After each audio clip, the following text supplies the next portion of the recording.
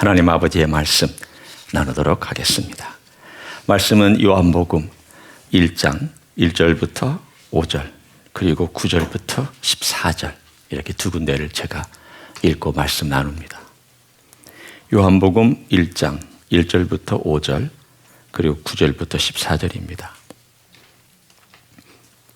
제가 말씀 읽습니다.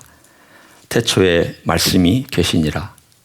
이 말씀이 하나님과 함께 계셨으니 이 말씀은 곧 하나님이시니라. 그가 태초에 하나님과 함께 계셨고 만물이 그로 말미암아 지은 바 되었으니 지은 것이 하나도 그가 없이는 된 것이 없느니라. 그 안에 생명이 있었으니 이 생명은 사람들의 빛이라. 빛이 어둠에 비추되 어둠이 깨닫지 못하더라. 9절입니다. 참빛 곧 세상에 와서 각 사람에게 비추는 빛이 있었나니 그가 세상에 계셨으며 세상은 그로 말미암아 지은 바 되었으되 세상이 그를 알지 못하였고 자기 땅에 오매 자기 백성이 영접하지 아니하였으나 영접하는 자 곧 그 이름을 믿는 자들에게는 하나님의 자녀가 되는 권세를 주셨으니 이는 혈통으로나 육정으로나 사람의 뜻으로 나지 아니하고 오직 하나님께로부터 난 자들이니라. 말씀이 육신이 되어 우리 가운데 거하심에 우리가 그의 영광을 보니 아버지의 독생자의 영광이요 은혜와 진리가 충만하더라. 아멘. 감옥에 갇힌 사람들이 받는 형벌 중에 제일 큰 형벌은 말의 대화가 없는 독방에 갇힌 것입니다. 그게 가장 큰 형벌입니다. 말을 못하고 말의 상대가 없는 것이 인간에게는 지독한 형벌입니다. 우리가 가정 식구들하고 살 때 이 대화의 총량이라는 게 있어요. 그렇죠? 특별히 여자분들이 이렇게 말을 많이 하는 것처럼 보통 세상은 알지만 남자분들도 말 많습니다. 생각보다 말 많습니다. 단순히 우리나라 문화가 말을 못하게 묶어놓은 거 혹은 말하면 안 된다라고 하는 어떤 그런 압박감 때문에 말을 안 하고 살고 술 먹어야 튀어나와서 그렇지. 말 많습니다. 대화의 총량이라는 건 말의 총양이라는 게 있습니다. 그만큼 채워져야 되고 그만큼 해야 됩니다. 제가 한국에 있었을 때 신혼부부들, 결혼하는 부부들 세미나 해주고 또 결혼해서 어떻게 살아야 되느냐 이런 것들 얘기할 때 이렇게 아주 간단하게 얘기를 합니다. 남편은 말을 주고 아내는 밥을 주면 됩니다. 그래서 말과 밥을 잘 맞바꾸십시오. 그래서 남자는 죽으라고 부인한테 말을 자꾸 해대야 되고 부인은 남편에게 죽으라고 밥을 해주고 서로 맞바꾸면 그 부부관계가 오래 갈 것입니다. 그렇게 충고를 해줍니다. 남자들이 한참 하루 종일 일하고 와서 집에 와서 말하는 게 쉬울까요? 입에 단내가 난다고 말 안 합니다. 집에 와서 정작 아내하고 대화를 해야 되는데 아내하고는 대화 안 하고 나 하루에 총량 다 썼어. 그러니까 나 건들지 마. 그런데 아내는 하루 종일 집에서 남편하고 대화하고 말하기를 기다리고 있는데 그리고 밥까지 잘 준비해 놨는데 말을 안 하니까 이게 서로 익스체인지가 안 되니까 이게 점점 쌓여가는 거죠. 나중에 되면 어떻게 될까요? 반대가 됩니다. 남자가 밥을 해줘야 되고 여자가 말을 조금씩 줘야 되는 신세가 바뀌는 그런 날이 옵니다. 말이라는 게 그렇게 중요합니다. 왜? 소통하는 거잖아요. 당신 알지? 내가 사랑한다고 말 안 해도 내가 당신 사랑하는 거 알지? 이거 뻥입니다. 말해야 됩니다. 표현할 줄 알아야 됩니다. 속에 있는 걸 드러낼 줄 알아야 되죠. 그리고 우리는 뭐라고 얘기하냐면 소통, 대화 이렇게 얘기를 합니다. 이 단어는 커뮤니케이션이란 아주 많이 쓰는 단어가 단어가 되었습니다. communication. 오늘 제목도 communication인데 원래 이 communication이라는 단어는 라틴어의 communicare라는 단어에서 왔습니다. 인도 카레도 아니요, 일본 카레도 아니요, communicare입니다. 제가 왜 이 말을 하냐면 여러분이 자주 이제 이 설교하는 가운데 이 말을 들을 거니까 기억하기 쉽게 만들기 위해서 제가 communicare라고 하는, 아마 집에 가시면 무슨 카레라고 그랬는데 목사님 무슨 카레라고 그랬는데 생각이 안 난다. 그럴 수도 있지만 communicare라고 생각하시면 돼요. communication은 communicare라는 라틴에서 왔다. 그런데 이 단어가 원래 어떤 뜻이냐면 나누다, sharing 한다는 뜻이에요. 대화는 쉐어하는 거예요. 소통도 쉐어하는 거예요. 얼마나 쉐어링을 잘 하고 있느냐가 소통의 만큼이고요. 얼마나 잘 소통되고 있는지를 가늠할 수 있는 것이죠. 공유하는 게 없으면 소통하는 거 아니에요. 너는 네 말하고 나는 내 말하고 각자 자기 말하고 사는 거예요. 소통이 안 되고 있어요. 일방적으로 쏟아넣는 것 대화 아닙니다. 일방적으로 내 말하는 것 대화 아닙니다. 소통 아닙니다. 커뮤니케이션 아닙니다. 소통이란 sharing 하는 거예요. 그 원래 단어 뜻이 그렇게 나왔으니까 오늘 저는 그 소통에 대해서, 그 커뮤니케이션에 대해서, 그거를 처음 만드신 분에 대한 이야기를 함께 나누려고 합니다. 그래야 우리가 소통도 잘 할 수 있게 되고, 그래야 아 그렇구나 라는 어떤 깨달음이 올 것이기 때문입니다. 여기 보면 태초에 말씀이 계시니라. 너무 어마어마한 표현이라 사실은 이 메시지를 준비하는 저도 사실은 두렵고 떨립니다. 왜냐하면 제가 태초에 있어 본 적이 없어요. 인간이 있기 전에 계셨던 그 말씀에 대해서 제가 아는 게 별로 없어요. 성경이 주신 진리 외에는 아는 게 없어요. 여기서 말씀은 the word이에요. 그 말씀이에요. 정관사가 붙어 있어요. 우리 말로는 그냥 말씀이 계시니라 되어 있지만 in the beginning the word 이렇게 되어 있어요. 그 말씀이 계시니라 라고 되어 있어요. 도대체 그 말씀이라는 게 뭐길래 요한은 이거 단어를 남은 쓰지 않는 이 단어를 가져다가 누군가를 표현하기 위해서 쓰고 있을까? 도대체 왜 그랬을까? 제가 그것을 여러분과 이렇게 설명을 하기를 원합니다. 이 단어는 로고스라는 단어를 썼습니다. 여러분이 많이 들어보셨던 단어죠. 로고스.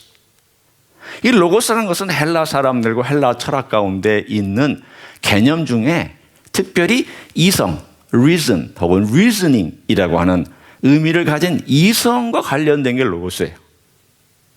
여러분 이성이 얼마나 멋진 것인 줄 아십니까? 우리가 예를 들면 강아지들이 이렇게 있어요. 온갖 세상에 강아지들이 많잖아요. 1살 지나서 2살 된 그 애들도 강아지 그림 몇 번 보여주고 강아지 이렇게 쭉 앞에 지나가면 강아지다 그래요. 아무리 큰 강아지를 보고도 강아지다 그리고 이만한 강아지를 보고도 강아지다 그래요. AI는 그렇게 못해요. 얼마 전까지만 해도 큰 강아지를 보여주고 강아지 종류를 보여주고 강아지다 그랬는데 이만한 강아지를 보여줬더니 말을 못하는 거예요. AI가. 왜? 그 정보가 입력이 안 돼 있기 때문에. 그래서 AI, 이 인공지능에게는 작은 강아지부터 큰 강아지까지 모든 종류의 데이터를 다 집어넣어줘야 돼요. 이 세상에 있는 강아지를 다 집어넣어줘야 강아지를 분별해요. 우리 꼬맹이들 2살도 안 된 아이들은 추상적인 능력이 있어요. 개념을 만들 줄 아는 능력이 있어요. 아무리 작은 강아지도 강아지고 아무리 커도 강아지. 그럼 이 모든 강아지를 다 보고 강아지라고 그러느냐? 아니에요. 그림책 몇 번 봤는데 직접 돌아다니면서 강아지 몇 마리 봤는데도 처음 본 강아지도 보면 강아지다, 그렇게 얘기를 해요.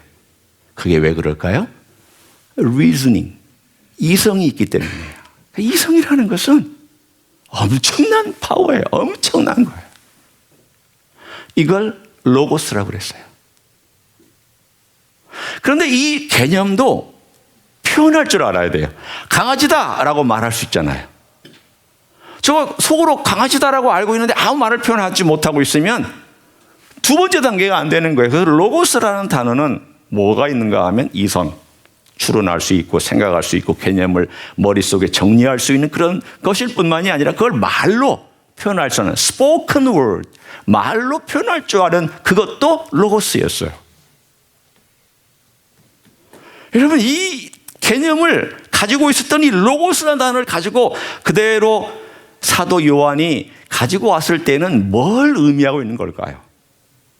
헬라 철학에는 이 로고스는 단순히 이성이나 또는 어떤 원리나 혹은 말이나 대화나 이런 것을 향해서 썼던 그러한 철학적인 용어였고, 약간의 신학적인 용어 들어있지만 철학적인 용어였다면, 요한은 이걸 가져다가 이 reason을 준 분이 누군지 아느냐?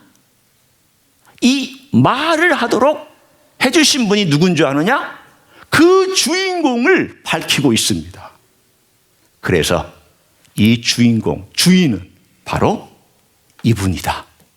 이분의 별명은 The Logos다.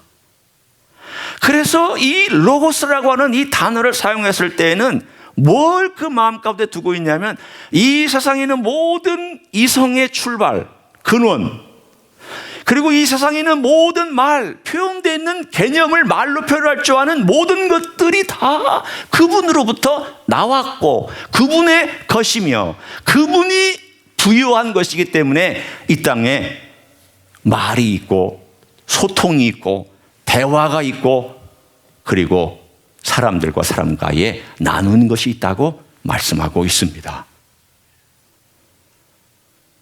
쉬운 개념은 아니지만 여러분, 저는 충분히 여러분이 이해할 수 있으리라고 생각합니다.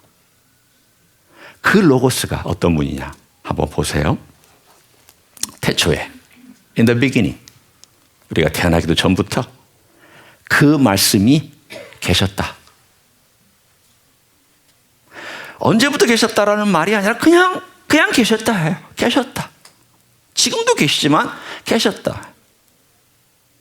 이 말씀이 이제는 이 말씀이라고 그랬어요. 그 말씀이 이제는 지칭 됐어요. 이 말씀이 하나님과 함께 계셨다. 하나님과 함께 동등하고 같이 머무는 어떤 일종의 유니티를 가지고 있는 어떤 공동체적인 개념을 설명해 주고 있죠. 그리고 이 말씀은 곧 하나님이시니라. 여기서 하나님이시라는 단어는 뭐냐면 하나님의 모든 특징을 다 갖고 계신 그런 분이었다 라는 뜻이에요.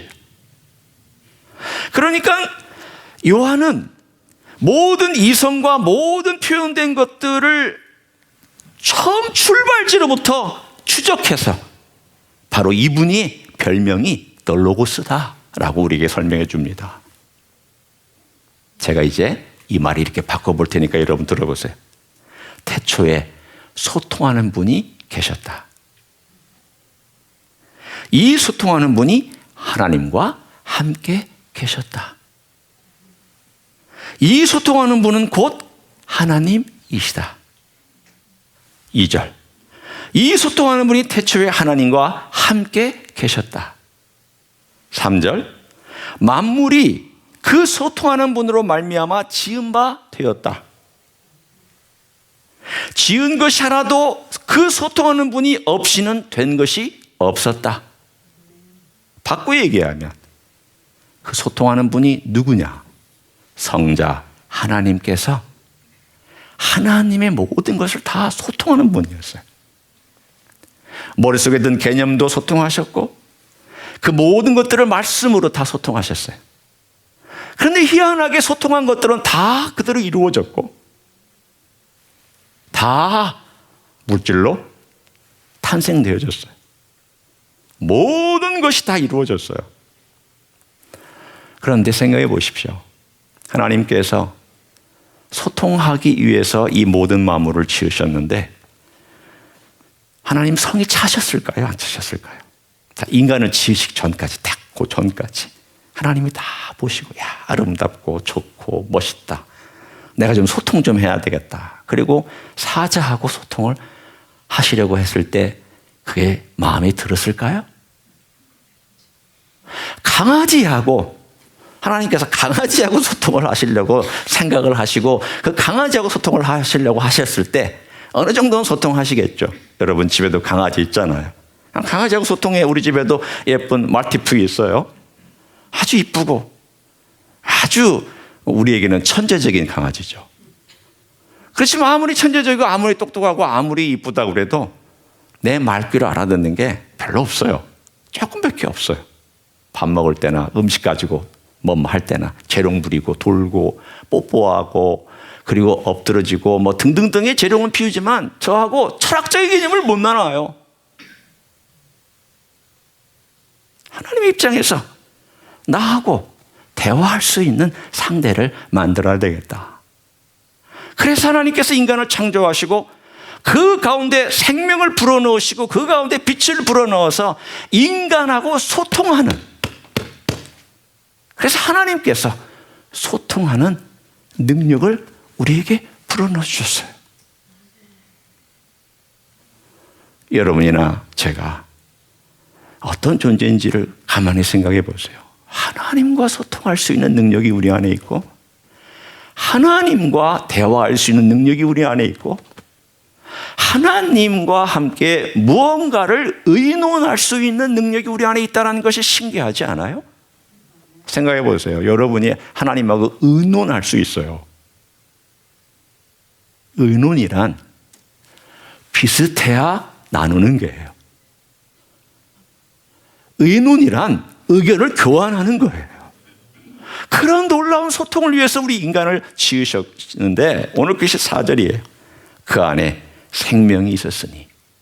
하나님께서 생명을 주셨는데 특별히 인간의 생명을 주셔서 이 생명은 사람들의 빛이었다. 자, 여기까지는 너무나도 멋진 이야기예요.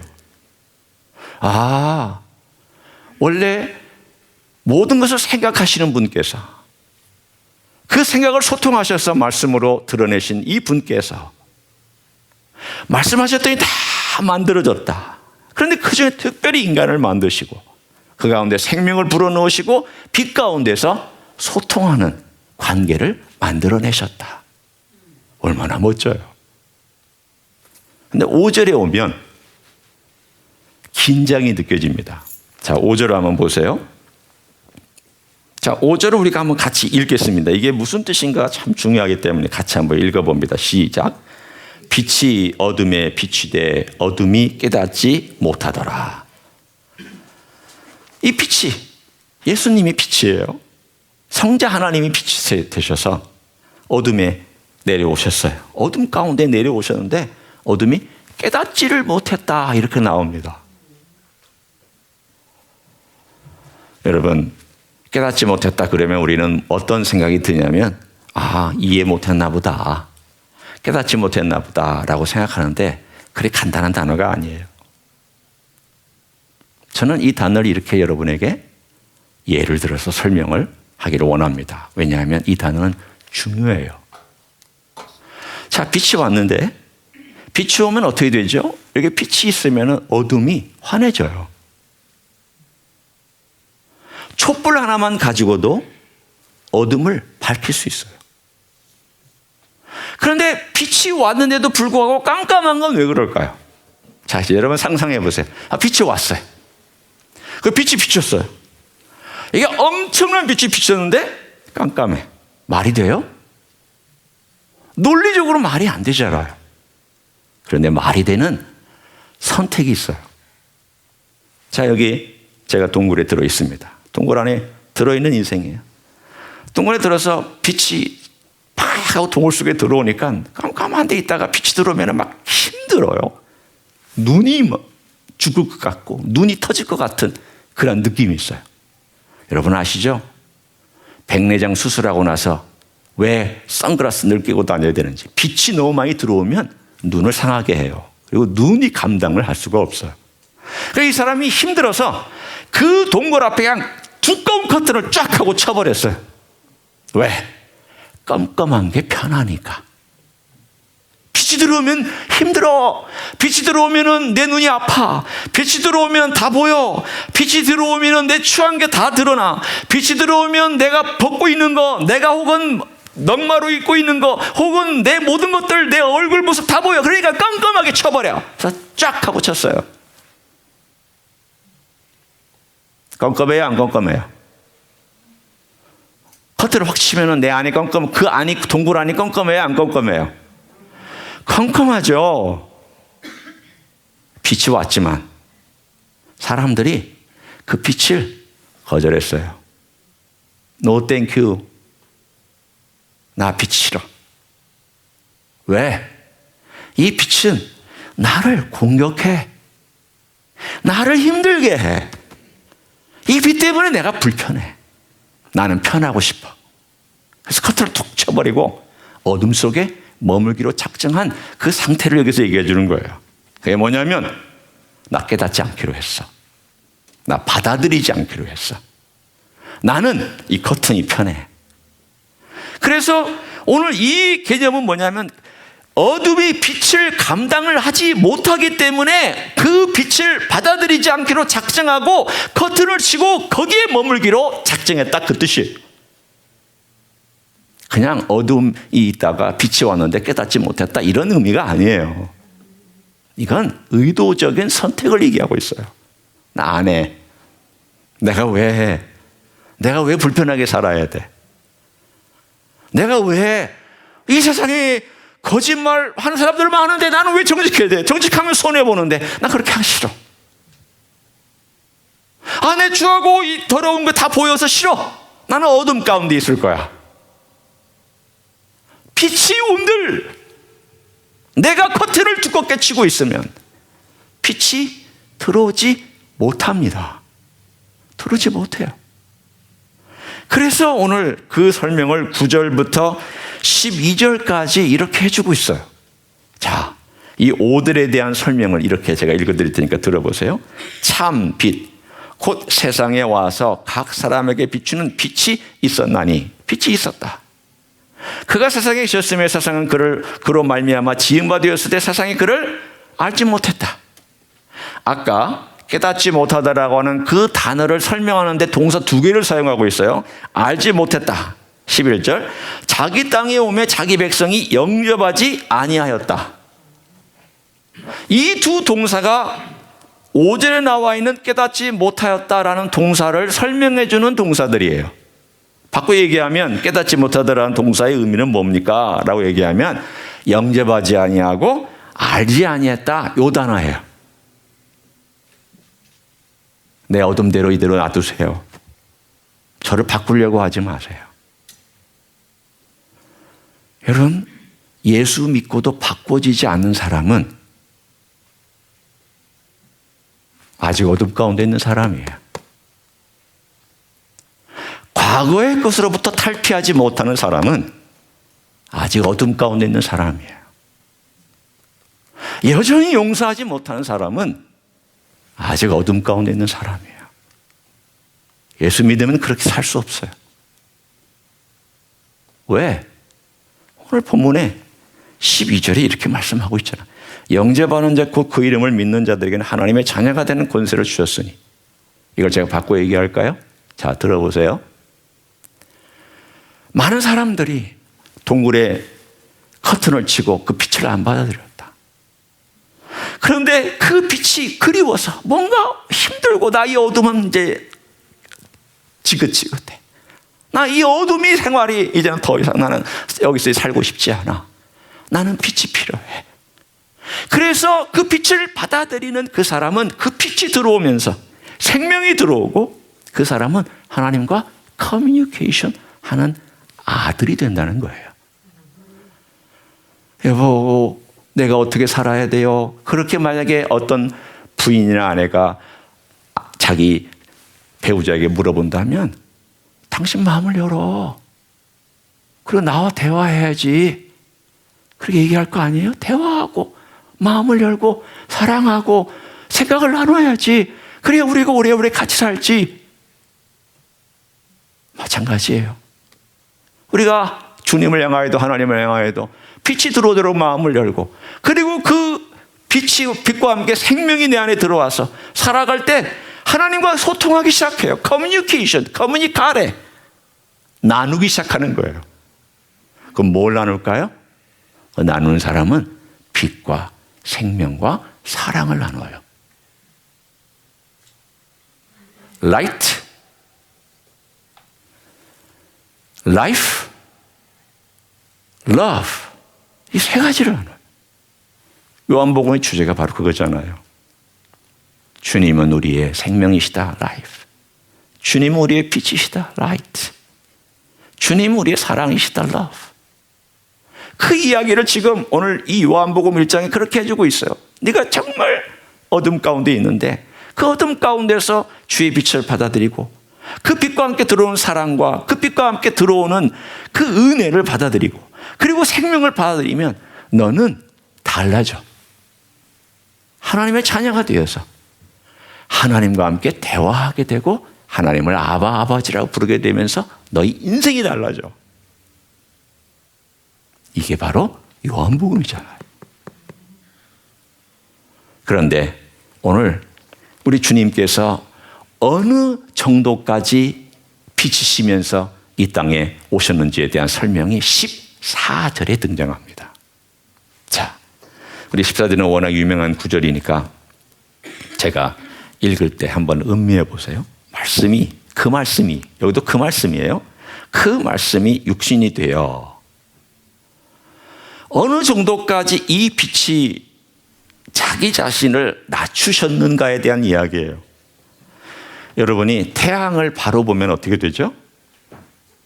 눈멉니다. 오래 쳐다보고 있으면 눈멀고요. 조금만 쳐다보고 있어도 여기 막 눈 감고 있어도 막 검은 것들이 왔다 갔다 해요. 왜냐하면 태양이 너무 빛이 세서. 그럼 태양을 볼 수 있는 방법은 뭘까요?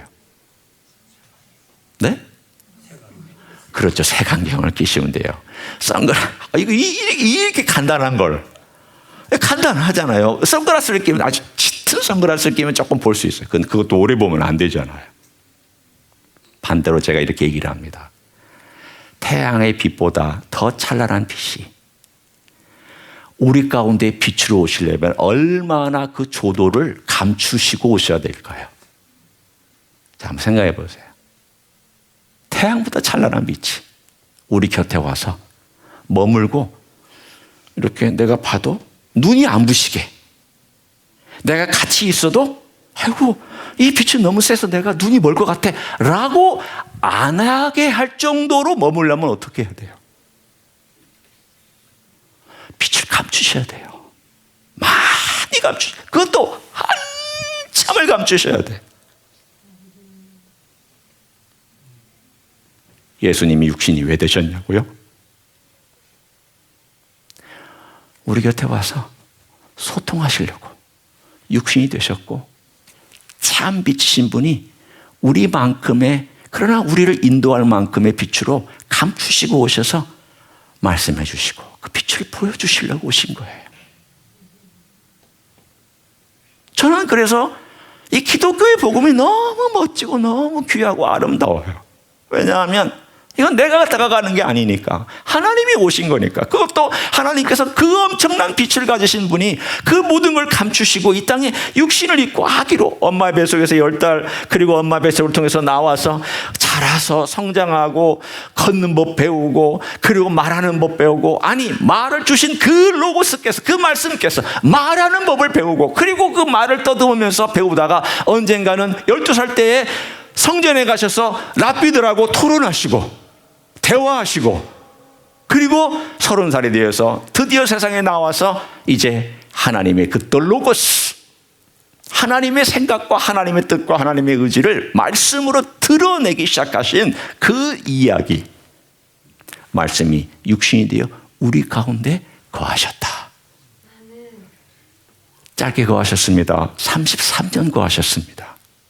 타버나클입니다.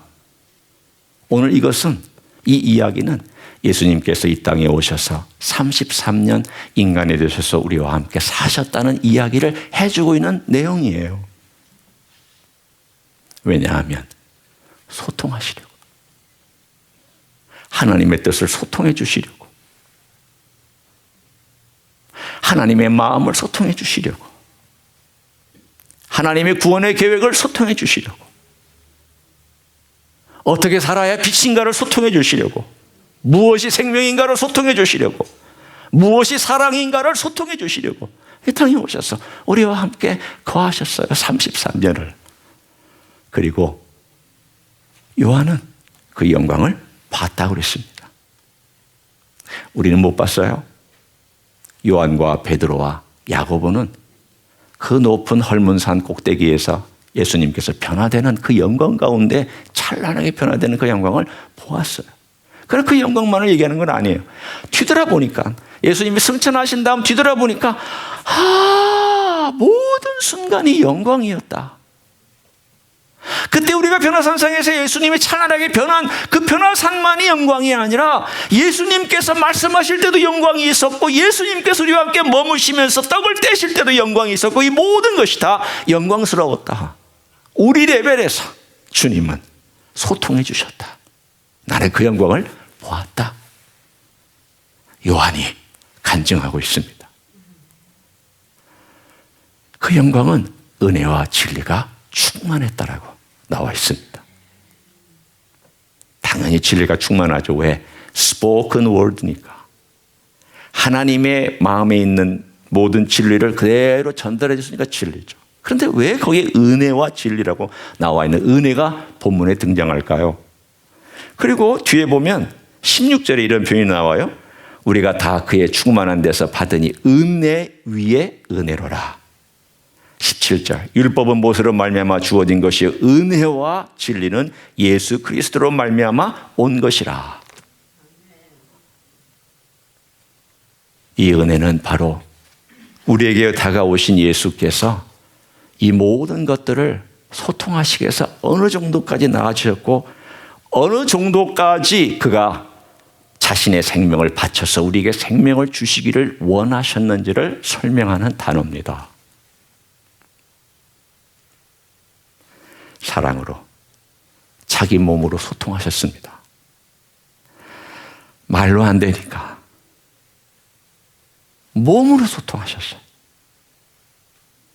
십자가는 몸으로 커뮤니케이션한 장소예요.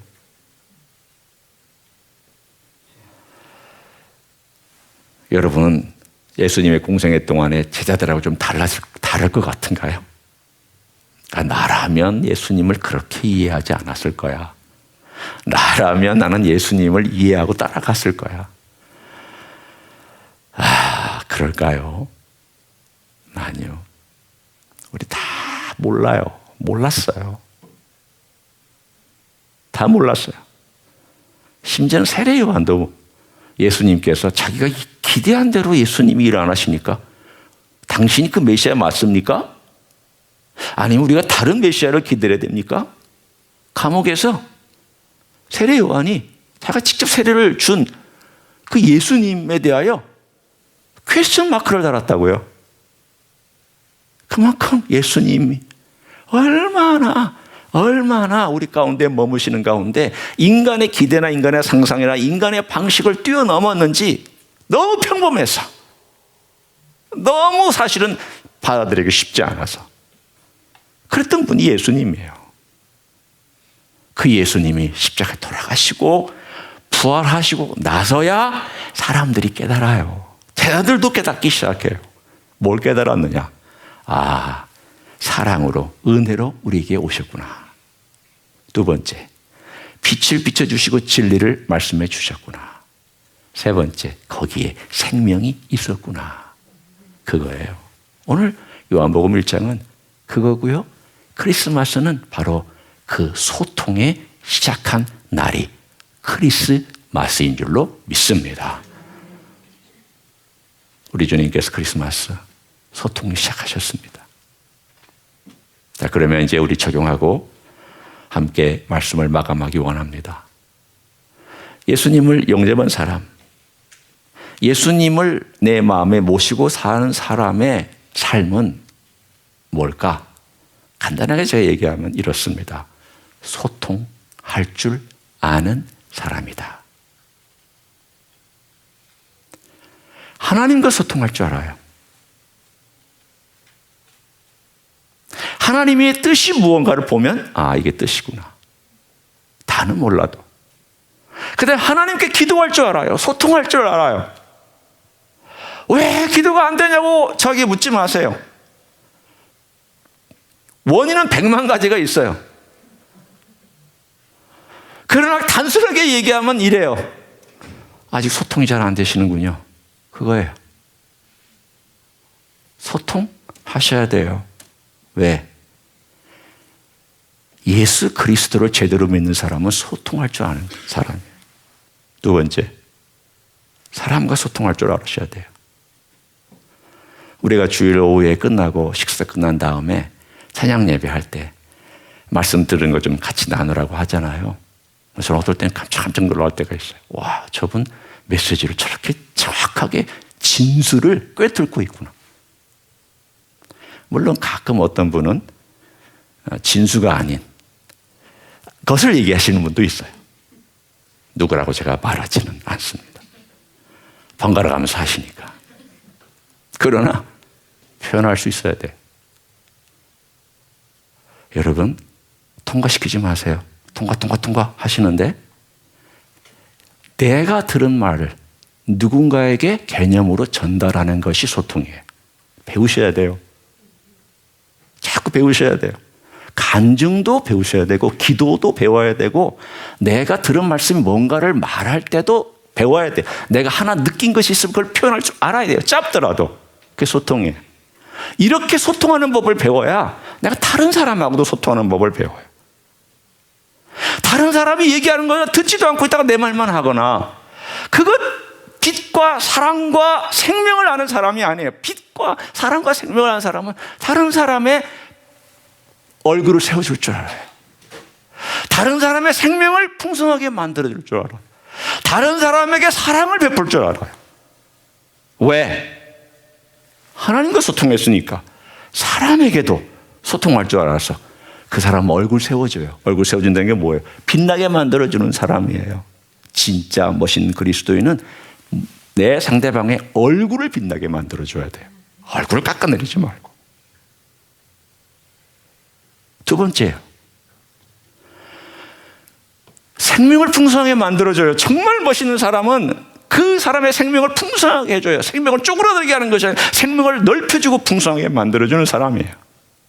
그게 더 로고스를 경험한 사람이에요. 세 번째, 그 사람은 사랑할 줄 알아요. 사랑을 받았기 때문에 사랑할 줄 알아요. 그게 소통이잖아요. 우리 주님 그걸 주시려고 오셨고 이미 주셨고 받았다면 그걸 잘 활용해서 우리 주님께서 이 땅에 소통하신 것처럼 우리도 잘 소통하며 그리고 많은 사람에게 빛과 사랑과 생명을 소통해주고 나눠주는 쉐어링하는 커뮤니카레. 기억하세요. 여러분이 꼭 드셔야 될 카레는 커뮤니카레예요. 커뮤니카레. 인도 카레도 아니요. 일본 카레도 아니요. 커뮤니카레. 꼭 여러분 내 삶 가운데서 늘 들고 그걸 가지고 평생 동안 많은 사람에게 우리 예수님처럼 나누어주는 소통하는 여러분 되시기를 예수님의 이름으로 간절히 축원합니다. 기도하겠습니다.